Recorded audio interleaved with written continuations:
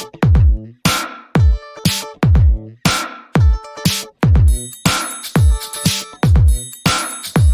are live at Click Connect, special Friday night audit. Stay tuned.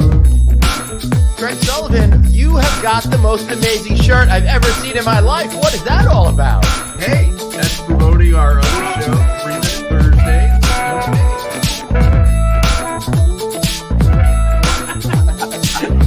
Holy shit, dude. What have we done? The mistakes that we're making right now, unbelievable. We're going to haunt us for years. Are you kidding me?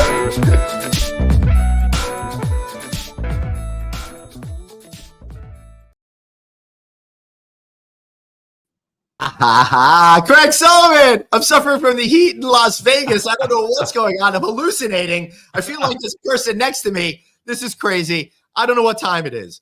Hey, it's time for a hot audit. It's going to be a hot one.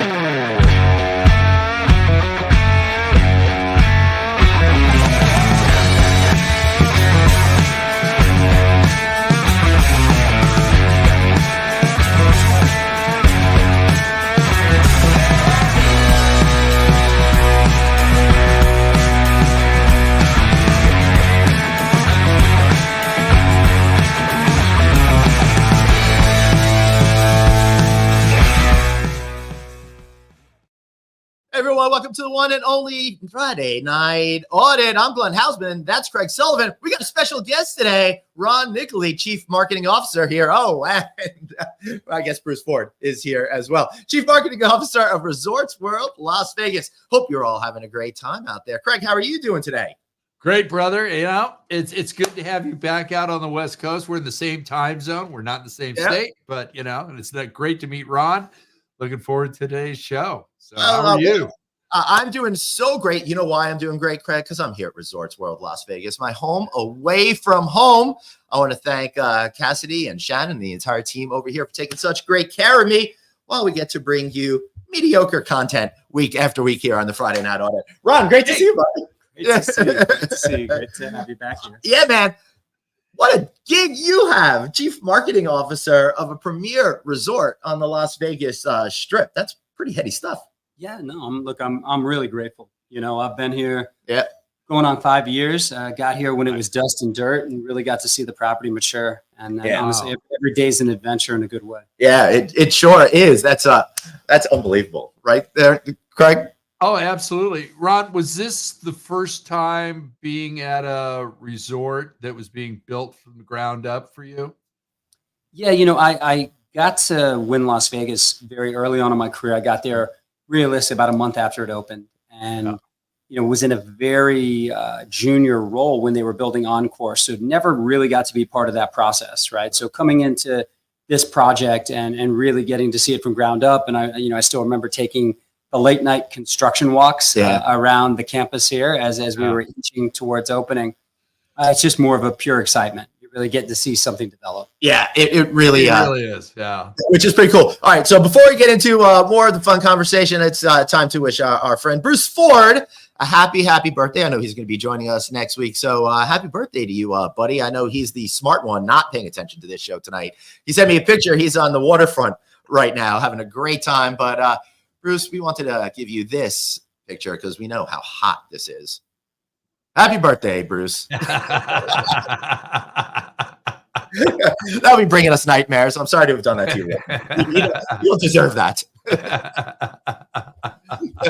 That's for sure. So let's connect the dots a little bit. A year ago, just a couple of weeks ago, Craig, we did a show over at Flanker, operated by the great folks over at Carver Hospitality. They got Carver Steak over here, and I know you worked with Sean Christie back in the day, who was our guest over there. That, you know, this Las Vegas thing is such a small town, and so that's pretty cool that you got to work with him back in the day, right?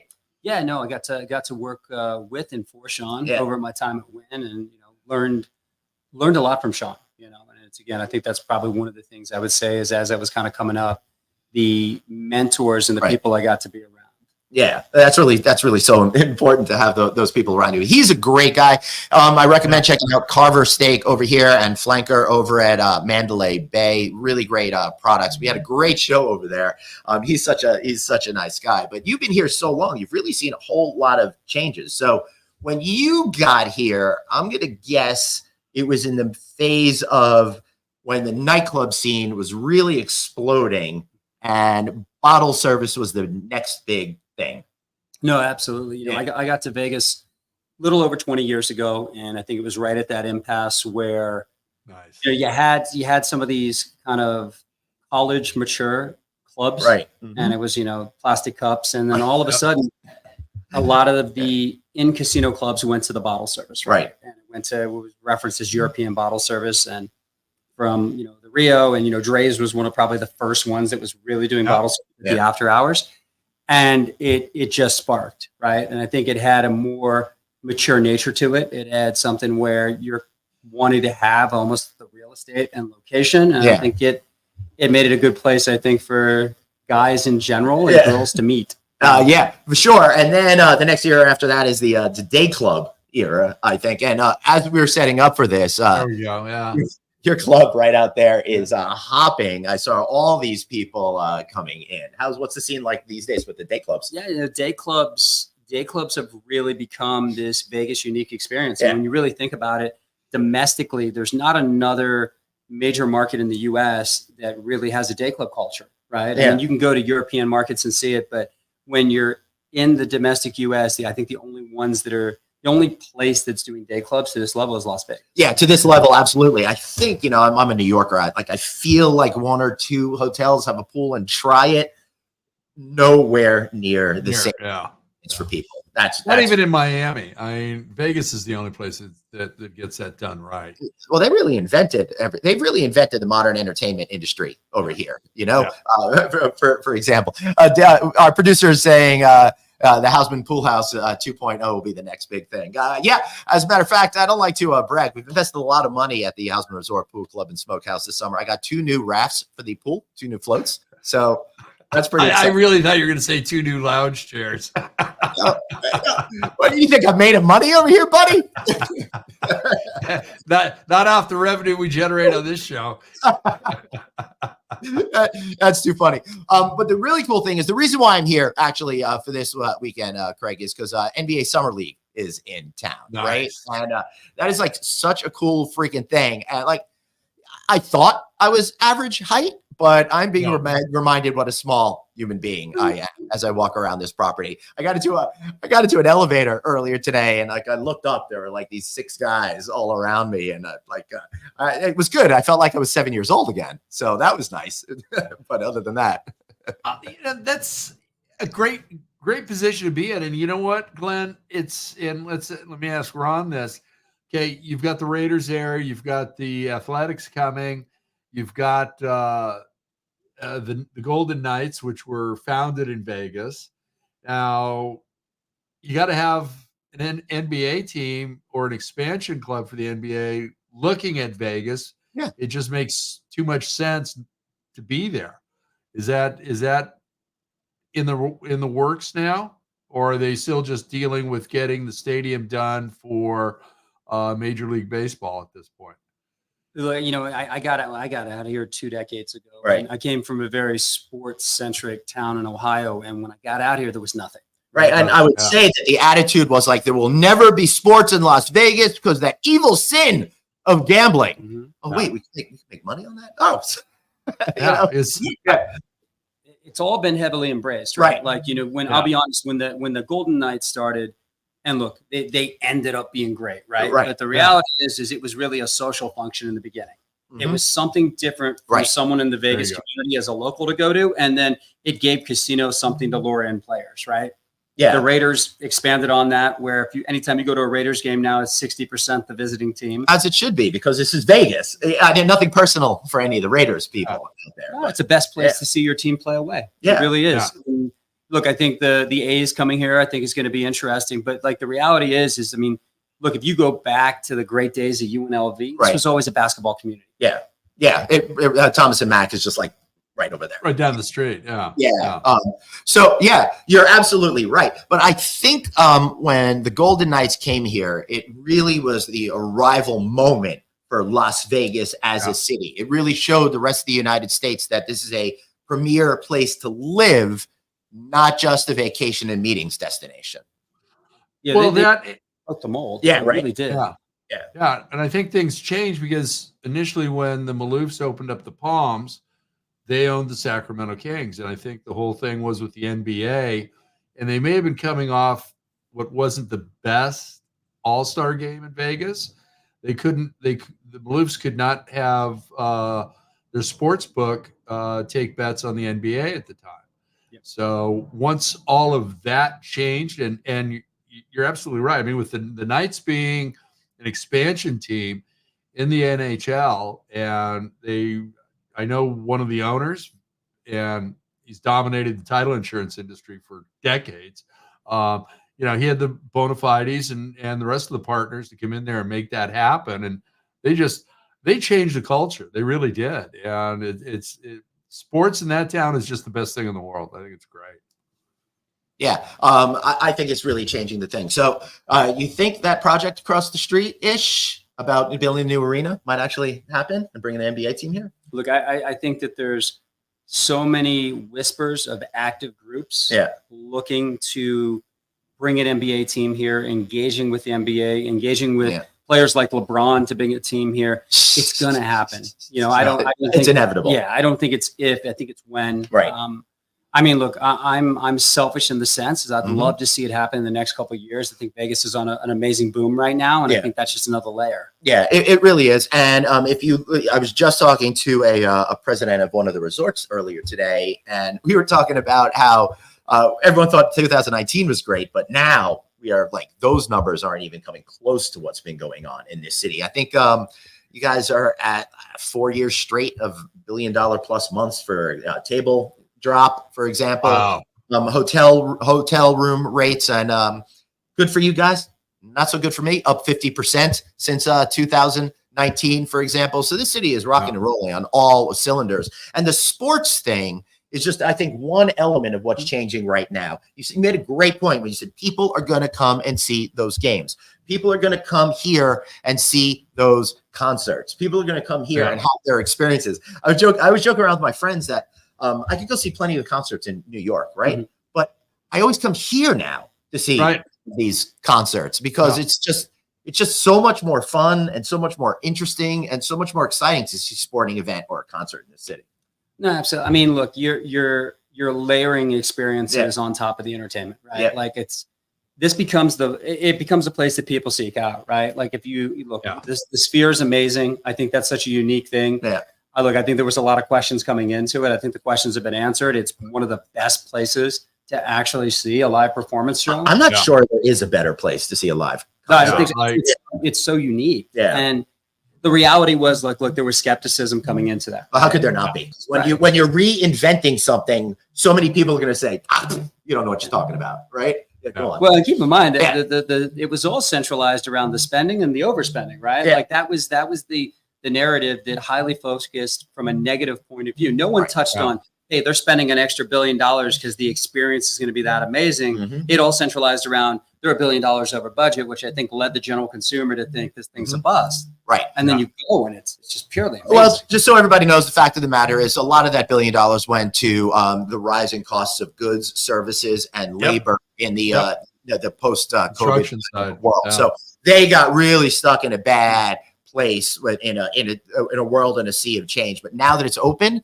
now that it's proven, it's going to be remarkable. And if they could get another one open in the Middle East or in Asia somewhere, that's when you're going to really see the benefits of it, because you could have bands just do one set of computer programming and play from other places in the world. Right. Which I think that's still the only downside is that lead time, right? Yeah. It's not a place you can plug and play, right? It's not taking the touring show into a place like T-Mobile and just plugging in.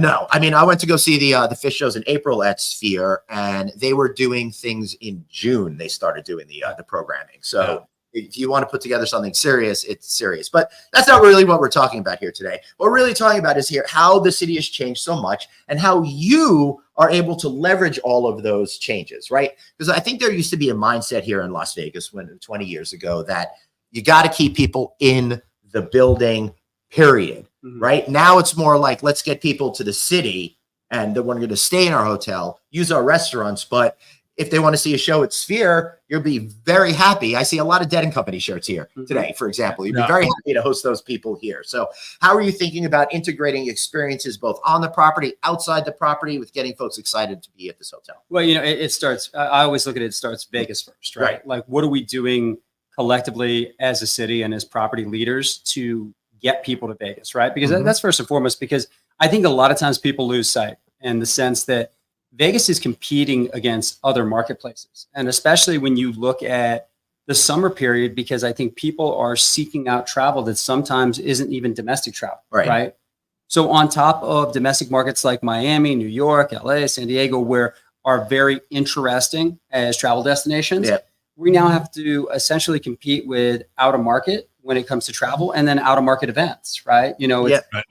And I think that becomes the challenge. First and foremost, Vegas has to be represented in a way where it's global, but domestic in the same sense, where we have the ability to appeal to so many audience demographics that we can find something to, quote unquote, keep you entertained and keep you kind of stimulated by the offering.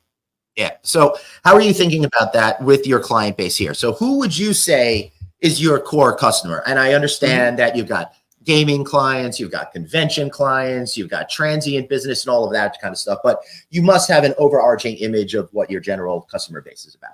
I do, but it's probably one of the broadest demo sets of any resort in the world, right? Because I have so many different offerings here that essentially can create an element of appeal. You know, like I came from a property I worked at for over a decade that was highly focused on luxury, and that was the only consumer we were chasing. And the reality was, if you were going to cultivate that consumer, it was normally at another property, and then you waited for them to potentially grow in to a disposable income level to then engage with your brand. Yeah, right. Here, you know, when I look at 3 hotel products, right, and just the Hilton, Conrad, Crockford's, it really gives me this broad diversity. Like, you know, I always tell the story. You know, I'm active as a leader on this property. I'm walking around every night. I'm engaging with customers.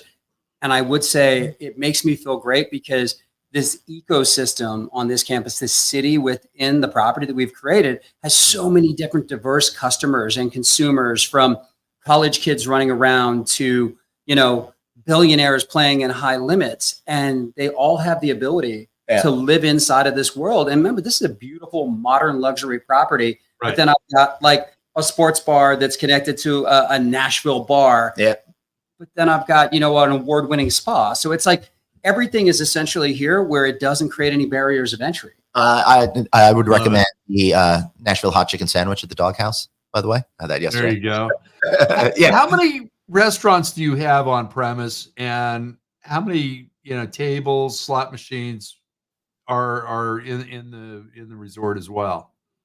So, you know, at restaurant wise, there's over 40. So there's 40 selections when I'm looking at every element of a consumer trying to dine. There's 40 different places that you can. Anything from you know, Google Man to Carver Steak. Correct.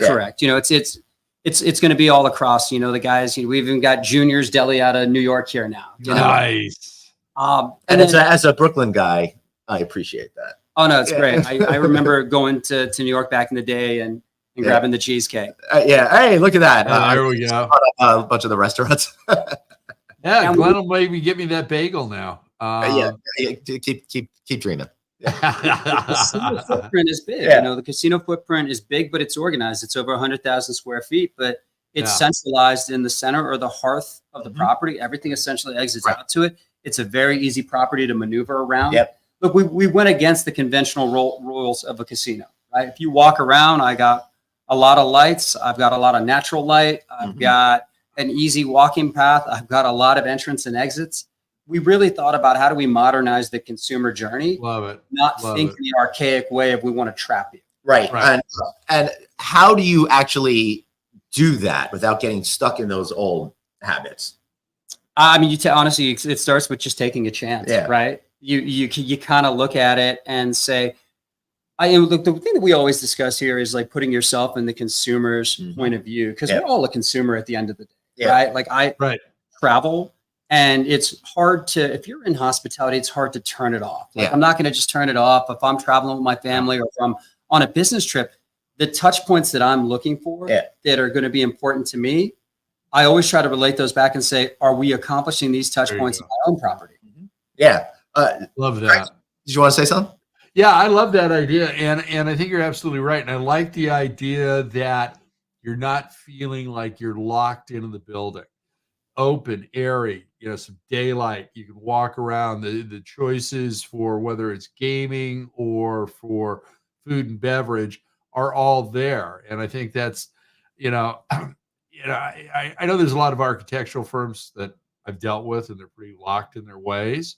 So to come in and go, hey, we want to reinvent the wheel, that's a huge step. And kudos to the ownership group and the architects for jumping on board with that to come up with this. Yeah, well, I would encourage everybody to look back in our show catalog. I did a design show at novacancynews.com. Paul Steelman Associates, they were the architectural firm behind this. Paul Steelman is very, very rooted in casino design. They've done any property in the world that's got any significance. He did it. He started out, as a junior working to help build Mirage, and has gone on to build incredible property. I saw that show. It was one of your better ones. And I would recommend you seeing that, because this hotel was born out of the framework of another property that was supposed to be here called Echelon Place, but that cratered in 2008 or 9, give or take a few months on that. And then Genting came in and created what we have here today. So it was interesting that you had some rules you had to play by, because you had some structure, and then you were able to create everything else around it to really meet the modern audiences. And having just celebrated your 3rd anniversary, congratulations on that. That was about 3 weeks ago. You're really at the forefront and one of the younger properties here in town. So you have a lot of good benefits. But having all those different consumer groups, is it helpful? Is it a hindrance? Does it make it really confusing for you to segment it and market to a lot of different things? How do you make sense of it all and find success through that?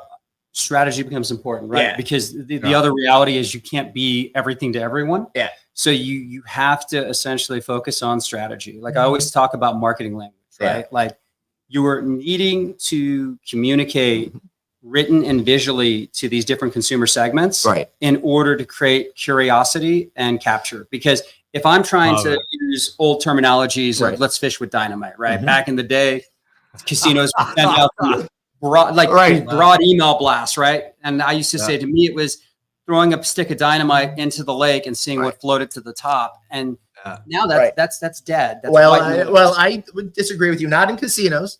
Hey, everyone who is a CEO of a major hotel company, close your ears for this one. The hotel companies haven't figured it out yet. I still get blasted. Glenn said that. I didn't. Hey, listen, check out all of my high tech coverage from 2 weeks ago, and I continue to ask the question: when are you going to actually know who I am and how you could appeal to me? And I still don't understand how in this business y'all got this figured out. You understand your customers, and they can't. But hopefully, as technology continues to move forward, they'll be able to adopt that and be successful. But so you're getting real close. What? Sorry, Craig. You were going to say? I was going to say it was funny that you brought that up, because I had somebody reach out to me on LinkedIn, and they said, "Here, we could generate leads for you, this, that, and the other thing." Right. So it goes right into junk mail. Okay, whether it's on the email or LinkedIn. This one I decided to reply to, and I said, "Look, I'm not on the deal side anymore. I've never worked ops. Don't care to work ops. But hey, if you can help me build the attendees for my conference every year, then we may have something to talk about." And automatic radio silence from the other side. That's the best way to shut them up, is to respond to them. All right, so back to your consumer set. I love that you're able to appeal to all these different groups. With 3 different hotel products, 3 different price categories, 3 different sets of expectations. You're really able to put together a nice varied group of people. So when you're thinking about programming the resort, how do you think about restaurant partners and if folks that are going to have retail in the district area, for example, that play into one or more of those groups, so that everyone can find profitability? No, absolutely. And you touched on something that was key there. There are these groups, but there's obviously, I always look at it like kind of visually in my mind that circles, right? And there's overlaps, right? So some of these consumer audience overlap. And when I look at it from a parallel perspective, when we're looking at business opportunities, it's identifying the brand and then breaking down the brand. So first and foremost, does any brand coming into this property fit the overall brand identity of Resort World, right? Because at the end of the day, the sum of the whole or the brands underneath the brand are what's really driving Resort World. Like I always tell people, this building is not a living, breathing thing. It's the people that are inside of it. It's the team members, it's the consumers, but the communication between the two of them is what is essentially creating that brand message. So it becomes important anytime we're speaking to someone to say, do they fit inside this world? Are they appealing to singular or a multiple consumer set underneath the campus? Right. Interesting. So let's talk a little bit about then how you're appealing to different groups, right? And connecting to them. Let's start with, us older guys. How are you thinking about people that are of a certain age, as they say, in their like 50s and 60s, for example? And then tell us how you're appealing towards people online there in their 20s. Hey, easy now. Well, again, I think the cores are there, right? Yeah.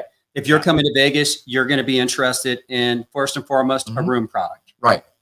You're potentially going to want to know about entertainment, but depending on your age, I'm probably shifting a little bit to push you to some of my theater entertainment than the nightclub entertainment. Yeah.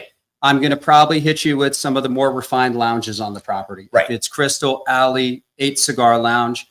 And then again, looking at amenities that might be important to you. If it's the spa, if it's the fitness center, if it's any of our connected partnerships for things outside of the footprint. And again, just trying to refine that message. Because look, if I'm sending you an email and every week I'm sending you communication that's talking about, Dead Mouse being at Zoo. Right. But I'm more of your Kevin Hart Sunday demographic. And the truth is, you may not even know who Dead Mouse is. True. Right. I do know who Lil Wayne is, though. Tonight we got him tonight. That's actually, that's actually a huge show for us. I can't even believe that. And you had T-Pain last night, right? T-Pain was last night, Lil Wayne tonight. And when I tell you, look, last night was Thursday night. And when I walked around the property last night, I was doing kind of a property walk before I left about 1 a.m. Right. I walked by the nightclub and it felt like it was a Saturday night over there. Yeah. That's amazing. Wow. And tonight's looking to pace even better. So I think it's going to be. So that's pretty amazing. So how did one of those things work? The artist like T-Pain or Lil Wayne comes on like midnight-ish or something like that, maybe 1. It's funny. Everyone tries to push it later. You get a live performance act in a club. They're starting after 2. After 2 a.m. Really? Okay. I didn't realize it was that. Yeah, no, I didn't either. A DJ, like an EDM style DJ, is going to go on traditionally as a headliner, probably between 1 to 1:30. Anyone who's a live performance piece is going to be 2 to 2:30 start time. Wow. Well, that does make a whole lot of sense. And if I think back to how I used to live my life in my 20s, for example, it makes perfect sense, right? Hey, I'm looking to crawl back to the room at 5 a.m. Okay, so listen, the one thing I don't understand what the young people do these days is how they can go to the day club all day long and then go to the nightclub at night and survive that. I mean, they deserve medals for that sort of thing. I think they're built different because they're definitely built different. Yeah, well, in my prime, we didn't have the day club thing, so I never had to worry about that sort of thing. No, you went to the pool to relax, have a few cocktails, and the waitresses and the lifeguard would kind of keep an eye on you on Fridays, beginning of summer, a little more so than typically. Because people were drinking, and I remember the Palms had this Ditch Fridays. Yeah, I remember Ditch. People were going over there, let's throw down a few cocktails, and different era. Yeah, I think Rehab probably the former Hard Rock is the one that created template for all of this, and I had a great time one night at the nightclub part that they had over there. I got to see Snoop over there. That was a whole lot of. Rehab was really the one that started it, to be honest, because that was it. But like I remember people would I don't want to say save up, but they would almost like save their energy for it. And you'd have customers that would call it a little early on Saturday night because they knew Right. they were going to rehab on Sunday. Yeah. Sunday. That's fun. Yeah, Oh, but God. seriously, for people who don't know Las Yeah. Vegas history, that was insane. They were making Yeah. $1 million on a Saturday afternoon when $1 million was real money. You know? Yeah, it's pretty incredible. So again, that takes us back to how this city is changing and stuff like that. So when you're planning your marketing and stuff like that, you have to keep very much up on the trends, what's going on. So Absolutely. where are we right now? What are the trends that you're seeing out there, and where are you thinking the next big excitement's going to be? I mean, I gotta be honest. I'm big on TikTok. Yeah. Yeah. I like, and again, I think I think that social media is doing interesting things on the way we're segmenting audience groups. I think Facebook is speaking to a specific consumer. I think agree. Instagram is speaking to a specific consumer. Yep. I think TikTok is speaking to your future consumer. I think that consumer is maturing. Right. And with that, I do think that there is segmented sets between Instagram and TikTok that this influencer category is actually really creating revenue paths now, where people are seeing someone that has quote unquote influence. And I think that's a true term. It is. And they're creating human action, and I think even 5-10 years ago, we were looking at influencers in the sense of even travel bloggers, right? And they were showing you something, and it was informational, and it was things that were getting you excited. Right. Now it's so weaponized in a positive way that I think we're watching and intaking the content that these people are putting out. And it's aspirational, and it's also making us want to participate. Yeah, which is great, and that's something that we're really leaning into at the property. Like I got to be honest, I may have this weekend alone. I think I've got probably 30 to 40 influencers staying with us, on top of 6 NBA teams, on top of the entertainment staying at the property, on top of the biggest influencer in the world, who I can't say his name, has actually been staying with us. I'm right here. but all of this, in most cases, that was good, Glenn. Thank you. Is marketing, right? Yeah. I'm intaking all of these impressions around my brand that's still in a sense of being mature in a domestic marketplace, and all these people are here, and their actions, even the ones that are organic, independent, are helping to build this brand. Right. Yeah. And that's really what it is. Yeah, Craig. I'm going to say, Ron, let me ask you a question.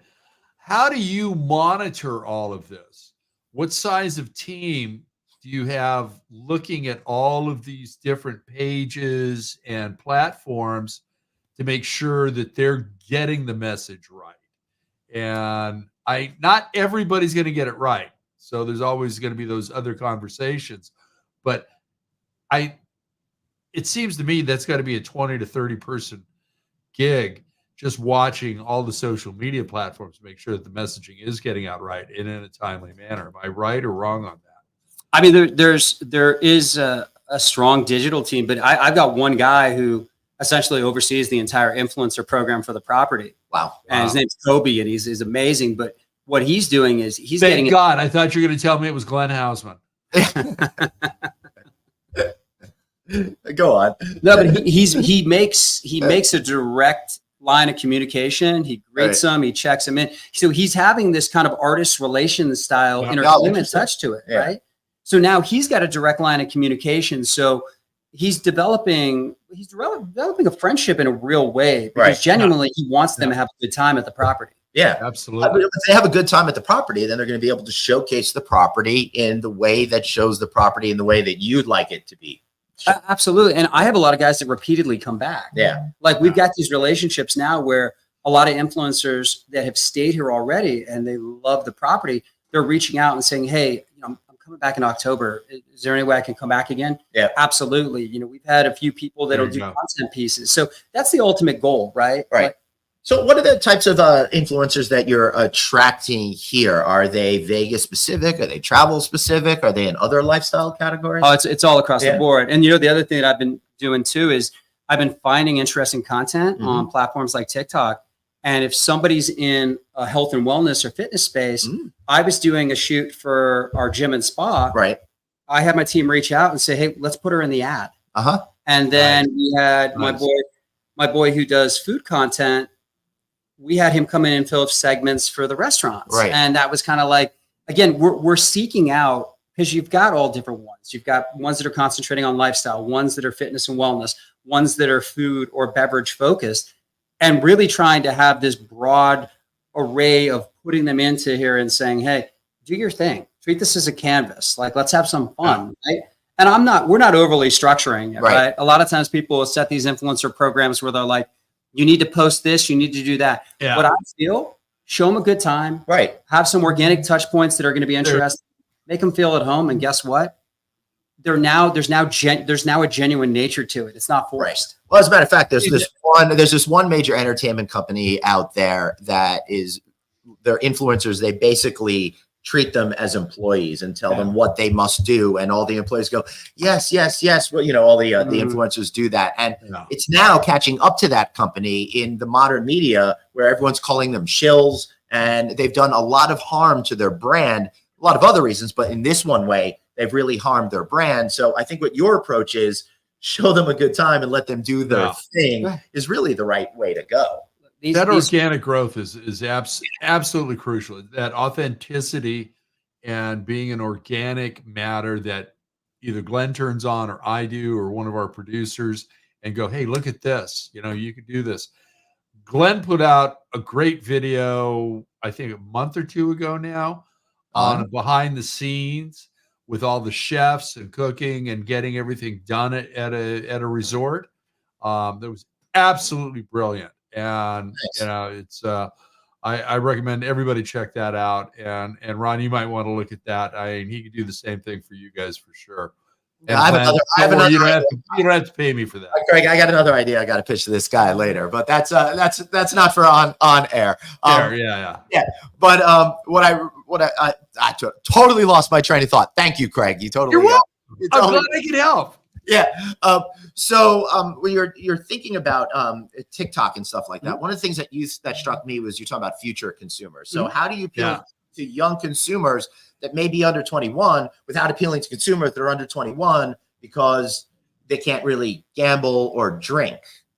Yeah, I mean, look, that's a tricky space there, right? Because obviously as a casino resort, you don't want to go all Joe Camel. No, we're not necessarily trying to engage with a sub 21 group isn't doing anything for Vegas right now.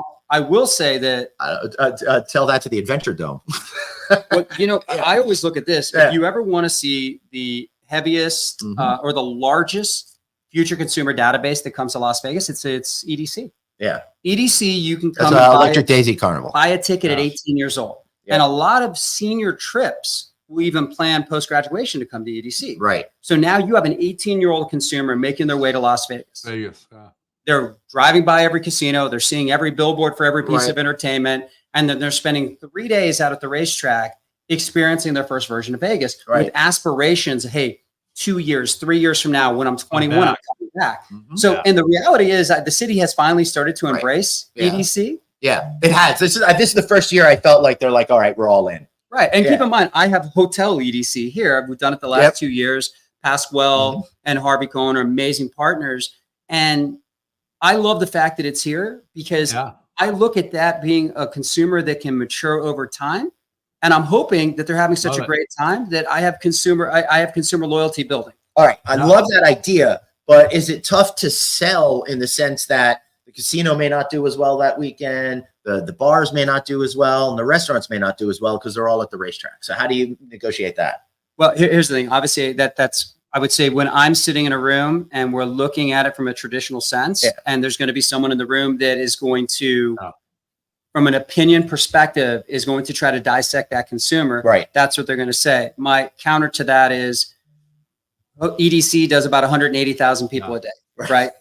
Why don't we back? We're going back to the pond. Why don't we fish where the fish are? Right. That's the customer that's in town. So I can either be the home of the customer that's here and hope that I can mature that. Right. Or I can try to shy away and then essentially watch everyone else pick apart at that. Right. Let's jump on it now and bring those people in when they get old enough. I love it. I love it. How about, you guys had one hell of a run with F1. All accounts, it seems to have been a major success. What's the plan for version 2? You guys are going to adapt, make some other changes. You're going to improve things. What are your feelings on that? And that clientele is certainly different than the National Rodeo. Mhm. And is that still the biggest, event? I would say I just want to throw something in and then you answer. I think they are the biggest clientele because they're still selling Formula One T-shirts in the gift shops and not rodeo shirts. So that'll be my Interesting. answer. Yeah. So how do you see it? I mean, look, the popularity of F1 right now, Yeah. I think that when you look at it, it's a global consumer. Yeah. Yeah. I love the fact that I think it's bringing a European and a Middle Eastern consumer to look at Vegas again. Right. I love the fact that this season is more competitive. Max isn't just crushing everyone. So I'm hoping that we get to Vegas and there's something on the line, right? Yeah. Look, I would say this. Us personally, I can speak for Resort World. We learned a lot from F1 last year. We learned even more from our success with Super Bowl. Right. And there's a lot of things that we did during Super Bowl that now we're trying to put into this year's F1. Yeah. And again, like the team here, we've got an amazing team. I'm in probably 4 or 5 F1 meetings a week. What? Wow. Just strategy. Because we want to activate this entire property with elements of F1. Yeah. We sit in a disadvantage with not being on the track, right? But then we also are in an advantage of not being on the track, right? So as we look at that and play more to the glass is half full, how do we ensure that a consumer coming here has a connected feeling to what's going on at the race and has elements and activations around this property they can get excited about? Not being on the course itself, are you guys buying like an entire section of seats and boxes and paddock passes and shuttling people back and forth, or is it close enough to walk? I haven't seen the track. I mean, I saw it on television and it looked absolutely amazing. And I'm hoping F1's going to allow Michael and Mario Andretti in because I think that just boosts everything, especially considering Mario is a past F1 champion and what him and his family have done in IndyCar racing. Yeah, no, I mean, look, it's all of the above you just said. Like we last year we had a few different locations that sat on the track footprint, from paddocks to skyboxes to grandstand tickets. This next year we're looking at some different placing. We've got one placing that we're going to partner up with. It's going to be a little bit more centralized to the property that's going to be on the track. We've got some experiences we're going to build out at the property. I've got an amazing rooftop that sits about 6 stories up. Minimal visibility of the track, but I'm going to position that as a viewing party. And we've got a restaurant group potentially coming in to partner with us. That's really exciting. Does that mean big screens and indoor-outdoor access on the rooftop? Yeah, it does.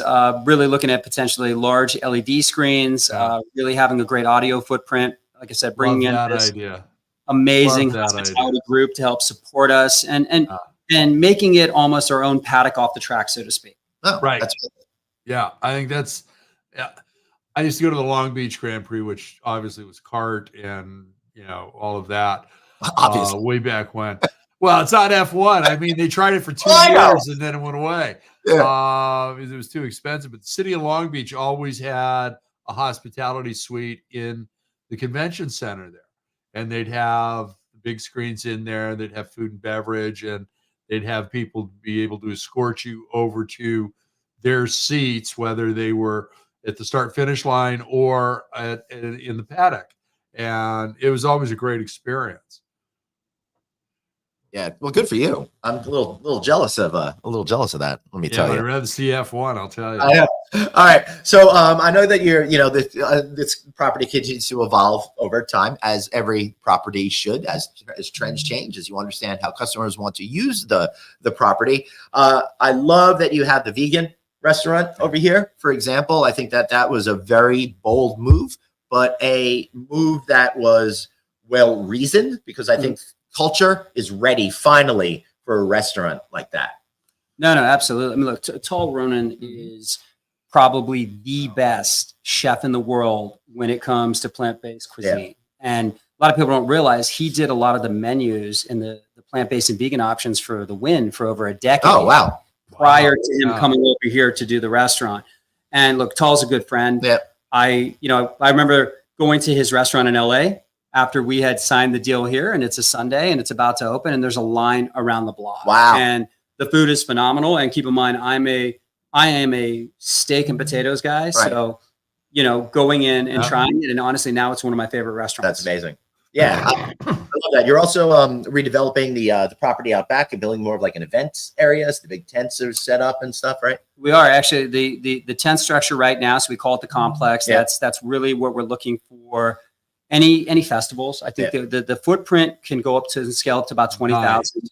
Right now, I got 6 NBA teams that are using 2 courts that we put in there. Oh, cool. To practice for summer league, and actually I think I've got an influencer basketball game that's going to happen there at 4 p.m. today. So that's pretty cool. Really, just multiple use of that space, and really, look, we've got a big campus. A lot of people realize I got 99 acres. We've developed 60 some of them. We've got a third of this footprint that's still going to be developed. Yeah, I mean, the original plan had another couple of hotels as part of the complex. Correct. So you have plenty of square footage out there. Right. It's like if you look what the chairman and the family have done over the last few generations in Malaysia up at Genting Highlands, we get about 11,000 rooms up there. Wow. We get 70,000 visitors a day. We've got 300 food and beverage outlets. So I think the conceptualization and inspiration was always to grow this footprint to have a similarity. Yeah. And I look forward to seeing that as it develops. So what's the next big trend in Vegas? Next trend. Wow. It's funny. When you think of Vegas and how it continues to evolve from gaming and entertainment to the culinary arts to now sports. Yeah. It's tough. You look at it from a metropolitan cultural perspective. The only thing that we're still lacking on is, I would say, the kind of fashion and arts. Right. I think that's the area where it's not yet got there. It's funny. I'm actually working with the guys from Miami Swim Week. Right. And in August, they're going to do a pop-up swim week here with us. Cool. I'm hoping that that's the next step in really legitimizing almost a fashion week in Vegas, because I think that could be an interesting element. Yeah. And even though a lot of these casinos have galleries, like, art has not necessarily blown up in that sense. I would argue that it's time for a comeback. They tried really hard when Venetian first opened. They have a gallery that closed. When Bellagio had a gallery that closed. So they were really trying hard to bring really great art here. But I think in that era, it was still an old school visitor mindset that wasn't ready for that. Now I think that you're getting a much more, for lack of a better word, cosmopolitan audience coming here that's probably more ready for that kind of art. Absolutely. I always look at things that are coming to the States that are maybe going to like the museum in New York, right? And I always question why Vegas isn't chasing these things. Like we have, some of the highest, tourist population of anywhere in the world. Yeah. So the ability to put these pop-ups in or to have these experiences here. And again, look, we've done, I would say, the things that are call it shareable art, right? A lot of the ice cream museum type of concepts have come through here. But I think it's time to really revisit the idea of true art program in Las Vegas. Yeah. Awesome. I love that idea. Yeah, Craig, got anything else for this guy, or should we? I got one more question. Now, San Francisco is still at about 40% of what its Asia Pacific travel was prior to the pandemic. How are you guys with that? Is that back in its entirety? Is it still off?